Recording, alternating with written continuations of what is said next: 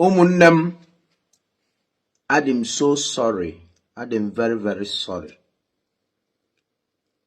I came here to apologize to you people because Nama Google so many of your comments regarding the video I made concerning the matter between Anambra State government and the Anambra traditional native doctors. I'm so sorry. I came to apologize. Asina unu wele aka nni aka ekpe tie m unu ewele aka nni dochiete m. I am very, very sorry, and I must say that I'm pleading for you people to forgive me ebe nsi wrong unu. Umunnem, I'm sorry to disappoint you people. At this point in time, my fans, my friends, and the family. Obu na ina ya na clock dị m n'azụ. Ifu na ife na-akụ nụ bụ 10 minutes after 1. Uye na-akụ nụ tata 3rd of April 2025. Ule kwere m alalu, I have been very disturbed. For the past 1 month plus now, I know they sleep well. My conscience no go gree me sleep well. Akwa ọkụkụ bụ odogwu. Ifula akwa ọkụkụ na ani ọba, odogwu ka ọwụ. My conscience no go gree me sleep well. Akwa enyele 1 million. Obi ile moto. Ọlụlọ ọlụ m ụnọ. Ụmụ performance ọya awụ mbịa bie ma ọ wọfụ m na event ọbọ m ego. O so wee edi m mgbe raka nrakịta. Mana ọ bụrụ nke a ka m na-ekwu okwu ya. I am talking about the natural love akwa ọkụ nwe for me who credo. Ụfọdụ ndụ na-ajụ m na comment section. After I dropped the video I dropped yesterday or second, I have received like 31 calls from different persons regarding the video. Ụfọdụ ndị na-ajụ m ma akwa ọkụkọ enyela m aka mgbe m nwee case with ndị ọga m na Lagos concerning the Oja piano. I want to make it straight. Akwa ọkụkọ never and was never ever involved in the case, in the matter. That case is 6.7 million. That case I was broke into pieces. Maka njete that case bata akwa kpọ m bịa bie m na afọ. Anyị anọsịa onye m 100,000 sị m welugodu wee na-enye nwa nni. Maka akọọlụ m ya na ntileti. Apart from that, onwere help ọzọ akwanye m during the matter. It was all through the help of my elder brother who a lawyer and the Senator Dr. Patrick Ifeanyi Chukwuba late making the necessary call to the people they involved with the matter. And that's all. With 1 or 2 of my friends na achọrọ ka akpa afaba. Young men na achọrọ ka akpa afaba. I thank them so much. Or there is. So after the trauma and the torture, I came back, I was devastated. I lost a lot of money because even while the case was going on, there were some shows me and Jesse because of my security, their stake. That is one. For the show I work like this. Akpokwala anu mi usenabo. Even jeji iwe agwa m sim no nda na akpo. Mgbe nnezile anya fụ na December eluwego because this thing happened in November and achọrọ m onye distract m n'ọlụ ndị mbuku ga-ebuku for December period. That was when I decided to give in. Ma ọwụ mama ama na mgba ọkpa na Lagos na aya apam ama m. The two of us who involved no. We decided to give in. Onwe ife anyị eme ka emebe n'oge. And another thing is, being an educated personality, I know that the controversy of the whole matter will also give me fame. So I enjoyed it while it lasted. And all help them. So I'm very very sorry na nna disappoint you maka ndị feel that na ba ya emechi nwu m ọnụ ma na mma emechi ọnụ na mata gbasara akwa ọkụ. I am sorry to disappoint you people. Enwego ọtụtụ ezigbo ihe dị iche iche akwa ọkụkọ meelu ndị mmadụ through me, ndị nna akpọtara ya ma nke nna akpụ ya na phone. Na ngụva agụva mma agụtanwu 5 widows akwa ọkụkọ lụrụ ụlọ and etilie n'iru akwụkwọ eselie foto eselie vidio akọrọ ya ka ụwa mmalụ. Ekwuwe mma agụtanwu mma edunwu ije gosi 5 widows akwa ọkụkọ lụrụ ụlọ bungalow furnish enye do property eselie n'iru akwụkwọ. Mbọsị anyị je Lagos anyị pụrụ ije ṅụ mmanya na Lagos wee bata na shop nwaanyị mmadụ ọwụ na nwaanyị enwere mmanya onwe dị mmanya jụrụ oyi ndị o nwere enwe jụrụ oyi ọwụ na onwere friji. Akwa ọkụkọ ziri ozi o ziri ezi esi ya naba bịa ọ naba. Akwa ọkụkọ mee call to trade fair Lagos a wee bute ma friji ma generator ma standing fan ma ngwongwo. Akwa spent close to 5 million naira that day. We furnish that woman shop ya to standard. See an even in abroad one. So now la chete this thing. I have been having constant headache. Je go see ono kande sabat obu akwa lolo ya from start to finish. Eseli niru akwụkwọ. Mbosi anyị ji agbapele ono ka akwakwu na onwere onye ya ese video. Akwakwu na onwere onye ya ese video. Nwaanyị sabat na di ebiali. Anom na ba akwa na abịa. Yo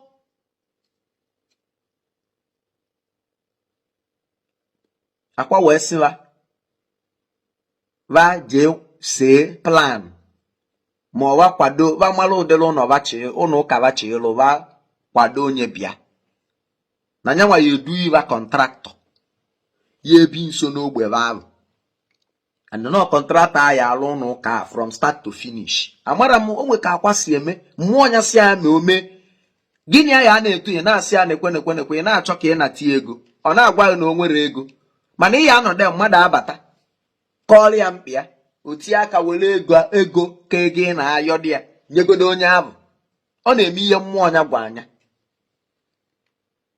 Mma agụtanwuru how many Catholic Reverend Fathers nọ sabbastical ka ebe a na-akpọ ya ndị a na-ezije ma Cameroon ma ụmụ obodo a dị n'ime ntọkọrọ akwa nyelụrụ aka akwa na-efọndụ na-enye ego. Ụfọdụ oge ọpụta ọsị welunu 500,000 na welunu 1 million na jee na nwaanyị POS a na-anọ n'iru be m iru onye nyakwa ego a na akaụntụ a ndị missionaries ji eli nri secretary yara afia na social media. I can tell you ugboro one how many content creators ndị a na-eje na hospitals eje visit ndị ara adịrọ. I can tell you, I can call their name ma ịchọ even though na most of them meche stab akwa at the back. I can call their name. I can tell you how many content creators akwanyegolo ego siva jee ka unu mee gịnị kwụọlụ ndị mmadụ nọ n'ụlọ ọgwụ ụgwọ ụlọ ọgwụ. Jeenu ka jeenu na emergency ward ebe ndị arụ adịrọ jeenu kwụọlụ ụgwọ ụlọ ọgwụ unu akpakwa n'aba m. I know how many times akwa ọkụ nyego most of these content creators na-anọ online eke ego nyego ego siba sienu nni gotenu gift gotenu akwa gotenu ngwongwo jeenu ebe ndị ahịa nọ jeenu mee gịnị nyenụba onye akpakwana m afa. I know how many times nnọgo na nke akwa mmadụ were invitation bịa sị ya na ọ na-eme invite na ọ na-eme ihe foundation akwagwa ya na ọ yara abịa na-efi akpụrụ ka i wee sie nri na ego ajide ka i wee sọpọtụ iwu ị na-eme. The thing na affect him mentally because No check no go jilanya mfu concerning this young guy. I keep on wondering why Ndi Omegologo cannot come out and say good things about him. Are you afraid of the government? You are afraid to speak the truth about somebody that has done something good in your forefront. Mma gotanguli mmadi 15 mma akwabigo moto. Ndo bigo boss eji ebu ngwa egwu. Ndo bigo moto, private car. Ndo bigo machine. Na akwekebe machine since nji mwalia. Okezgo machine 55. Moto, okego moto ata. Mma agole ye mmadi no akwakpu igole ebuni. Okpu igome ebuni 2 times. Mma agole ye mmadi no akwakpu igole efi. Na mmadi na akwa ozu okpu inye efi nye ego si aje na oyara abianwu. Now when it's time to speak good things about people, yafuzi anybody. Age in my own time, well, even people won't help. Ndi yila akwa mu, ndo ya ungusa akwa we yili. Ndi mona vala na the same room. Ndi bibem for months, ne never nina katawa. Police ulu them belo. When it was my turn for them to speak good about me, they were nowhere to be found. Some of them was paid 50,000, 30,000 to speak ill about me on the media. My friends, ndo tumu content creators. Media people we are writing rubbish about me. Kesi mala ebe obido. Mana asim no keke ya fiyo ka afofo. N'aka Chukwu ka ọ dị. Ọgụ abụrụ ọgụ. Ọgụ mmụọ. Chukwu si na ọ ya adị ọ dị. Ọ si na ọ yara adị. Because etu anọ. Ọ bụ na challenges in face during the saga. During my fallout with Ogam na Lagos. Oh, now most of them face here such a challenge. They can't stand like me. Oh, that particular saga ka abacha. Ngwe malo na true ni isi nwanre ada ato na mbe jiri isi nwanre agwaro. Ngwe believe in God more. I was inside the police cell and God visited me. Where some credo nwanre. It was a very big case. Obele matter. Manekene me find you above the blessed memory.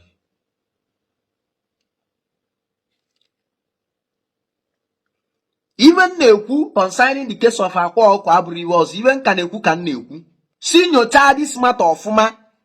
Now on hearsay ground. Obulona enyo chacha. Anambra native doctors or one that they are found guilty. Oburokwa guilty na iwela metebule me before a create a law. I'm talking about guilty after they create to go law. Because government na pardon no hardened criminals. So wabuluziandi the ignorance of the law. Ndi we illiterate in reading and understanding. Kiya biazi yara pardon. So when they take it all na kwa could guilty, let the law take its course. Obukwan they take it not draw guilty. Free him, let him go. Makana wana government ya pardon deadly criminals. Amara miye government reji pardon ndi offended out of ignorance. Ignorance of the law is not an excuse. But a convicted criminal can be pardoned by government, then an ignorant offender can still be pardoned. Come your fine. Because one of the responsibilities of government is to educate citizens on the rule of law. Kamamalo, they are right. They are left and right. When you implement a law, etu aunu siawo election lo una send the cha canvasser, send the cha agents we je na akusilo nde mmadu ka esi vote na wards na constituencies. Etu implement this law, etu ka esi kwesikwa isi kuzili nde mmadu ka ndị mmadu malo cha iwu dey involve, iwu ofu edelo dey involve na ida anya na kpuo. So I suggest the government to create a platform to create a program that will educate the citizens on the law, the new law Anambra State government implement. Maka na ibe ji wee na-ekwu ibe abụ, for instance now, let me say na atụcha vote. Of course, not Soludo you win because all of me are in Anambra State. I will not lie about it. All na to say vote to Anambra State, Soludo will win. I will regain out. I know that Soludo will not be happy. Soludo ye je court or ye je tribunal. Man, all na apu gaje tribunal as a party produce Soludo as their candidate to stand in for the election. I will go there. And injustice is being melted on the case, upon the case. I'm not Soludo as the governor will not be happy. Eme injustice na matia or they happy. So biko yoya we me manyada na mare mi mmade. In the case of akwa okuko na ani oba, let there be no injustice. Let justice prevail. Maka na eme nwata ka emele ibie obi adi ya mma. Iwela aka na ekpe. Ma aka nnitie nwata iwe, iwela aka nke ọzọ kpọchie tie azụ. O iwe na akọwata. Edemiede na akwụkwọ. Then let the judiciary, but one of the three arms of government, handle the issue of the Anambra State traditional doctors amicably, without any fear or favor, so that they will uphold justice at all costs.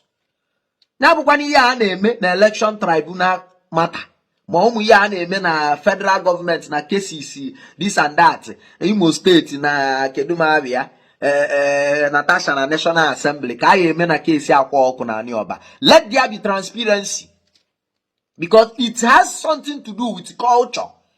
It has something to do with the unity of Igbo. It has something to do with the representation of Ordinandome and Igbo. It should be handled with care. Any court, any judge or magistrate that will handle this matter, or lawyer that will stand in for this matter, should remember that Igbo race is a cause. And you need raise issues of Ebuluboge Ebulubada, just like the case of Nnamdi Kanu, for preference purpose. And you need this Igbo. When it comes to judiciary, give us justice, but nothing but justice. And natural delay.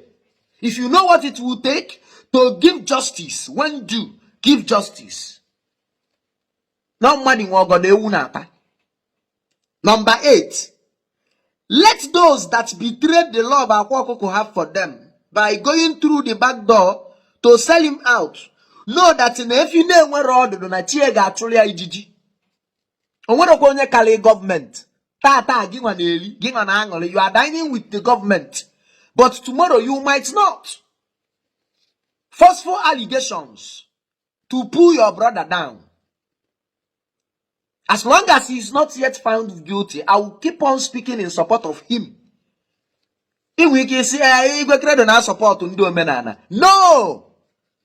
Ebukobi ana no sense. I am supporting Ebukobi. It's not because Namuya personally. Or no one night on yemu. Man, let the truth always prevail. That is the same case of Akwa and Ebukobi. Where you did it? So no nyobuna feel inu ngobelo go yeluva akwa because onwere kepu na eme na mata akwa anu mama anara enwete the intel.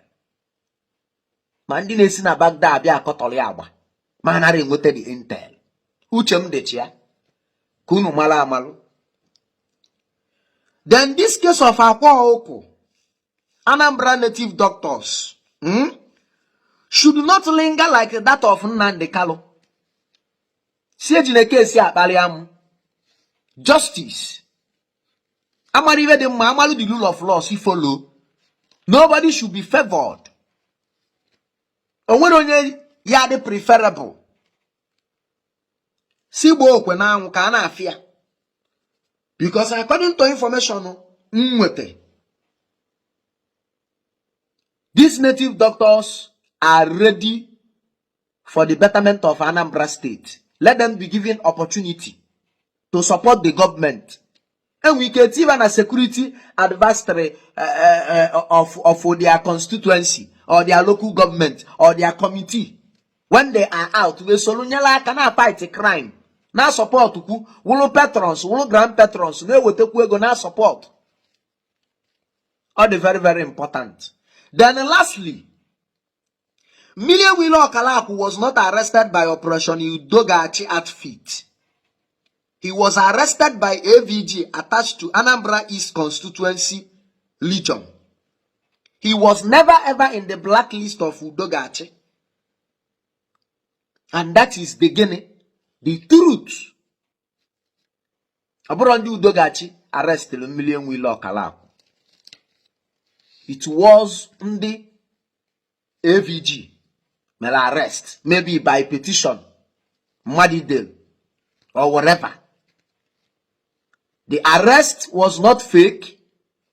He was arrested. Man, over Operation Udogachi arrested Million Willow Okalaku. Information getting to me on the AVG, Anambra East side of Varo. Makesi couldn't call the arrest. And it was not the Operation Udogachi outfit. Makana mba office is na mara about it. I will be do chola juvese. We chop tebe milis we ban opi ubogol. Ladies and gentlemen, if you are disappointed in me, no problem. I have to speak the truth. For prosperity purpose, I will keep you posted on the matters concerning Akwa Okoko na Anioba, Anambra native doctors, and the Anambra state government. Maka na mmadi yekwu. Magi mala amalu na efi na-enwele ọdụdụ na chi ya agba mbọ chụọrọ ya ijiji. Mana chi ibuo ka ọ yebu otido. So na mmadụ nkịtị dị ndụ can also help chi ya avụ to help you to secure justice for you. Onye ọbụla aka ya dị ọcha ga-ana. Mana onye aka ya adịla ọcha should face the full wrath of the law. Thank you.